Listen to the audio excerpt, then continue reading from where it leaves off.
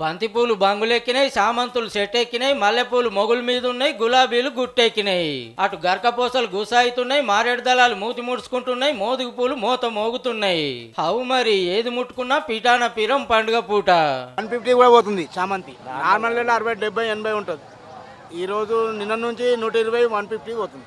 ఎప్పటికే ఉండదు, పండగకే 20 రూపాయలు మూర, ఉట్టేప్పుడు 15 రూపాయలు అమ్ముతాం. ఇక పండ్లను చూస్తే అంగురాలు అందుతలేవు, సేపులు చేయిస్తున్నాయి, సంత్రాలు చిక్కుతలేవు, మొరంగడ్డ మొగులెక్కింది, సపోటా సంధిస్తలేదు, పుచ్చకాయ పురిగాలు వనిస్తలేదు.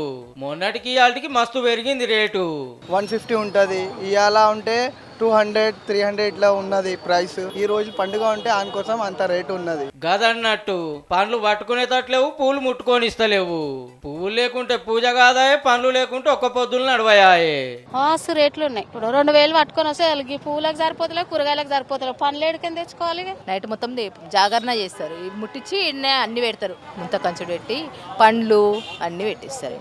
ఒక పొద్దున్న విడిచి పెడతారు. 70, 80 పెరిగిన రేట్లతోని కొనటోళ్ళకే కాదు, అమ్మేటోళ్ళకు సుతా తిప్పలే ఉన్నది. 10, 20 అడుగుతారు.